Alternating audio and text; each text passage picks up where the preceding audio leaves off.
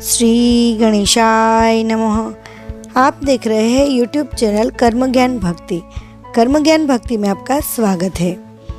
भारतीय संस्कृति में व्रतों और पर्वों का अत्यंत महत्व है। प्रत्येक व्रत न केवल धार्मिक भावनाओं से जुड़ा होता है, बल्कि उसमें सामाजिक, सांस्कृतिक, पारिवारिक और आध्यात्मिक भावनाएं भी गहराई से निहित होती है। ऐसा ही एक अत्यंत महत्वपूर्ण व्रत है वट सावित्री व्रत। यह व्रत स्त्रियों द्वारा अपने पति की दीर्घायु, आरोग्य और सुख समृद्धि की कामना हेतु किया जाता है।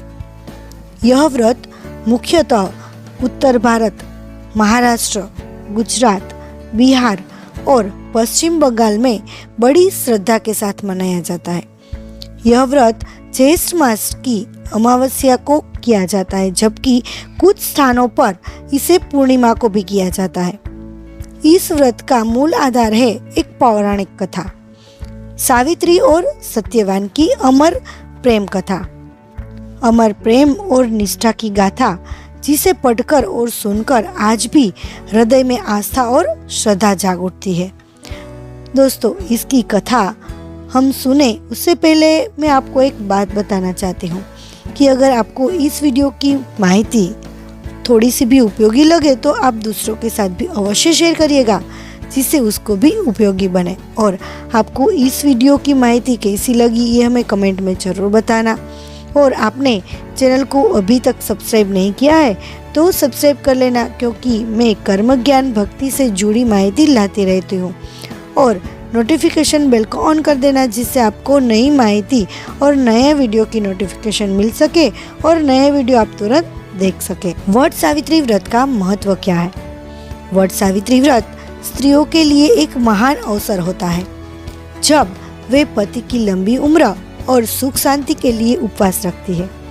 यह व्रत वट वृक्ष मतलब कि बरगद के पेड़ के नीचे बैठकर किया जाता है, क्योंकि वट वृक्ष को आयु, शक्ति, दृढ़ता और अक्षयत्व का प्रतीक माना गया है। वट वृक्ष त्रिदेव ब्रह्मा, विष्णु और महेश का प्रतीक माना जाता है। इसकी जड़ में ब्रह्मा है, तने में विष्णु और शाखाओं में भगवान शिव का वास माना जाता है। इस वृक्ष की पूजा करने से अक्षय पुण्य की प्राप्ति होती है। इसीलिए ही इस दिन स्त्रियां वट वृक्ष के चारों ओर कच्चा सूत मतलब कि रक्षा सूत्र लपेटकर 108 बार परिक्रमा करती है और अपने सुहाग की रक्षा के लिए भगवान से प्रार्थना करती है। व्रत की तैयारी कैसे की जाती है हम देखते हैं। व्रत से एक दिन पूर्व महिलाएं स्नान कर व्रत का संकल्प लेती है। सावित्री, सत्यवान की मूर्तियां या चित्र बनाए जाते हैं। पूजन के लिए पूजन सामग्री जैसे कि रोली, चावल, फूल, फल, मिठाई, जल, दीपक, धूप, पंचामृत, सूखा नारियल, लाल वस्त्र, रक्षा सूत्र आदि एकत्र किए जाते हैं। वट वृक्ष की सफाई करके उसके पास पूजा का स्थान तैयार किया जाता है। अब पूजन विधि कैसे करें? सुबह स्नान के बाद साफ वस्त्र पहनकर महिलाएं व्रत का संकल्प लेती है। वट वृक्ष के पास जाकर उसे जल अर्पित किया जाता है।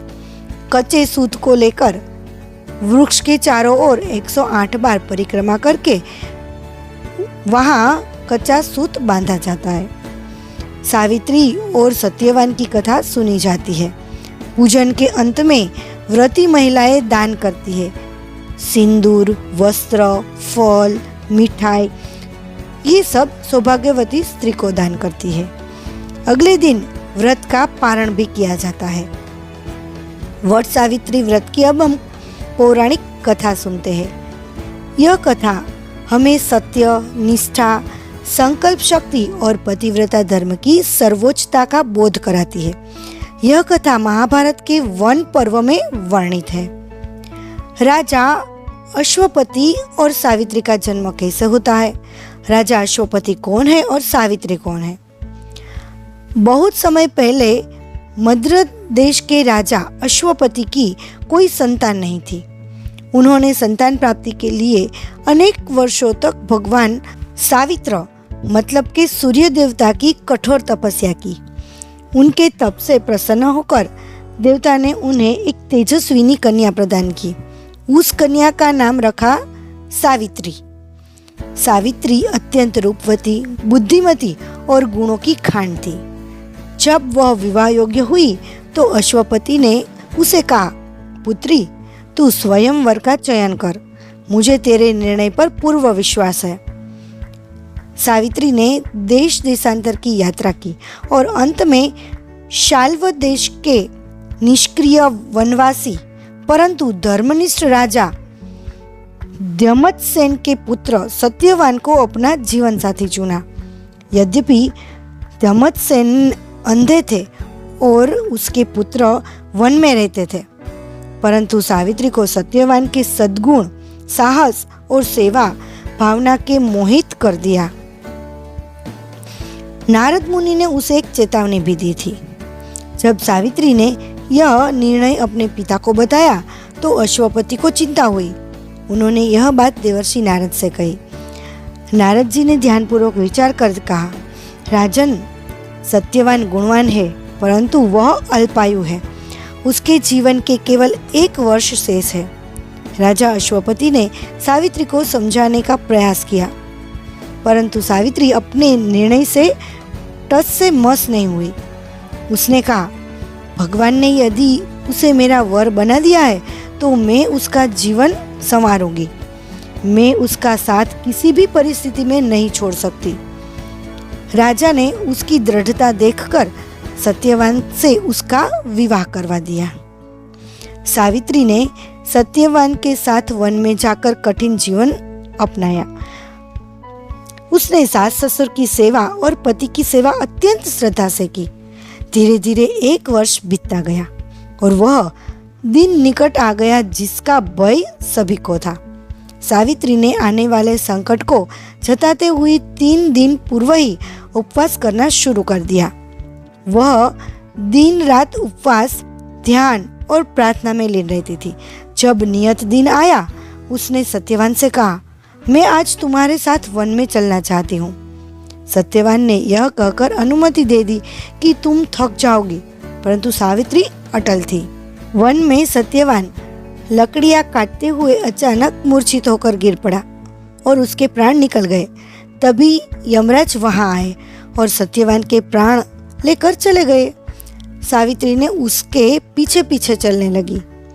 यमराज ने कहा, देवी, अब लौट जाओ, यह धर्म के विरुद्ध है। सावित्री बोली, मैं आपके पीछे चलकर कोई अपराध नहीं कर रही। जहाँ मेरा पति जाता है वहां तक जाना मेरा धर्म है। यमराज उसकी बातों से प्रभावित हुए और बोले, तुम मुझसे कोई वर मांग लो, पर सत्यवान को छोड़कर। सावित्री ने पहला वर मांगा, मेरे ससुर राजा दमसेन की दृष्टि लौट आए और वे फिर से राज्य प्राप्त करें। यमराज ने तथास्तु कहा। कुछ दूर जाने पर यमराज ने फिर कहा, अब लौट जाओ देवी। सावित्री ने फिर कहा, जहाँ धर्म है वहीं मैं चलती हूँ। यमराज ने फिर एक वर देने को कहा। सावित्री ने दूसरा वर मांगा, मेरे पिता को 100 पुत्र हो। यमराज ने प्रसन्न होकर वह भी वर उसे दे दिया। जब यमराज तीसरी बार बोले, अब वापस जाओ, सावित्री ने कहा, एक धर्मपत्नी के लिए उसका पति ही उसका संसार है। मैं उसके बिना कैसे रह सकती हूँ? यमराज बोले, अंतिम वर मांगो, लेकिन सत्यवान को छोड़कर। सावित्री बोली, मुझे 100 पुत्र का वरदान मिला है। वे कैसे होंगे यदि मेरे पति सत्यवान जीवित नहीं रहेंगे? धर्म की मर्यादा यही कहती है कि एक पत्नी एक ही पति को अपना मानती है। यमराज चकित रह गए। उन्होंने सावित्री की पतिव्रता शक्ति, बुद्धिमता और तर्क से प्रसन्न होकर सत्यवान को जीवन दान दे दिया। सत्यवान जीवित हो गए। दोनों वट से लौटे। अंधे राजा द्युम्नसेन की दृष्टि लौट आई थी और उसका खोया राज्य भी उसे मिल गया था। इस प्रकार सावित्री की निष्ठा, तप और धर्मपरायणता के बल पर मृत्युलोक में भी जीवन लौट आया। सावित्री भारतीय स्त्री का आदर्श प्रतीक है। उसकी 4 मुख्य विशेषताएं हैं। पहला, धर्मनिष्ठा। उसने सभी कर्तव्यों का पालन पूरी श्रद्धा से किया। दूसरा, पतिव्रता धर्म। उसने अपने पति के लिए मृत्यु से भी संघर्ष किया। तीसरा, साहस और आत्मबल। उसने यमराज जैसे देवता से बिना भय के बात की। चौथा, बुद्धिमत्ता और विवेक। उसने यमराज से तर्कपूर्वक संवाद करके अपने पति को वापस लाया। इससे हमें आध्यात्मिक और वैज्ञानिक दृष्टि से कैसे लाभ मिलेगा, ये हम देखते हैं। तो पहले हम देखते हैं कि आध्यात्मिक लाभ क्या है। व्रत से स्त्रियों में संयम, तप, श्रद्धा और आत्मबल बढ़ता है। वट वृक्ष की पूजा से सकारात्मक ऊर्जा और संतुलन की प्राप्ति होती है। पति पत्नी के संबंध में स्थायित्व और प्रेम बढ़ता है। वैज्ञानिक कारण क्या है? तो वट वृक्ष कार्बन डाइऑक्साइड को अवशोषित करके अधिक मात्रा में ऑक्सीजन देता है। इसके नीचे ध्यान, पूजा और परिक्रमा करने से मानसिक शांति मिलती है। व्रत, उपवास और नियमबद्ध जीवन से शारीरिक रोग प्रतिकारक शक्ति बढ़ती है। व्रत से मिलने वाला फल, शास्त्रों में कहा गया है, यह पतिम मृतवत् सत्वं धर्म पत्नीं सता शिरः यांच या व्रत में तद्धि करोति नास्ति तस्य दुख ब्रुत। इसका मतलब है, जो स्त्री सावित्री की भांति यह व्रत करती है उसका सुहाग अचल रहता है। उसे कभी दुख का सामना नहीं करना पड़ता। जीवन में सुख, शांति, आरोग्य और समृद्धि का वास होता है। वट सावित्री व्रत न केवल धार्मिक परंपरा है, बल्कि भारतीय नारी के अद्भुत आत्मबल, पतिव्रता धर्म और निष्ठा का प्रतीक है। यह व्रत हर वर्ष में याद दिलाता है कि नारी के भीतर अपार शक्ति है, जो धर्म, प्रेम और त्याग से संसार को भी जीत सकती है। यह कथा आज भी उतनी प्रासंगिक है जितनी प्राचीन समय में थी। यह व्रत हमें जीवन में धैर्य, श्रद्धा, तप और निष्ठा की शिक्षा देता है और यही है भारतीय संस्कृति की अमूल्य धरोहर। इसीलिए ही हम वट सावित्री का व्रत आज भी मनाते हैं। आज भी जब माँ, दादी, चाची वट सावित्री का व्रत करती है तो वे सावित्री की तरह अपने पति की लंबी उम्र और सुख के लिए भगवान से प्रार्थना करती है। वो वट मतलब कि बरगद के पेड़ की पूजा करती है, क्योंकि वो जीवन की मजबूती और लंबी उम्र का प्रतीक है। और अपने सूत से पेड़ की परिक्रमा करके यह बताती है कि जैसे पेड़ की जड़ें कभी नहीं टूटती, वैसे ही मेरा प्रेम भी अटल है। दोस्तों, आपको मेरी यह कहानी कैसी लगी ये हमें कमेंट में ज़रूर बताना। अगर अच्छी लगी हो तो लाइक ना करो तो कोई बात नहीं, मगर दूसरों के साथ अवश्य शेयर करिएगा, जिससे दूसरों को भी उपयोगी बने। जैसे सावित्री का जीवन सुख समृद्धि से भर गया और अपने जीवन साथी की लंबी उम्र हो गई, वैसे ही इस कथा सुनने वाले के जीवन में भी सुख समृद्धि आए और अपने जीवन साथी की लंबी उम्र हो, ऐसी भगवान से प्रार्थना करते हैं।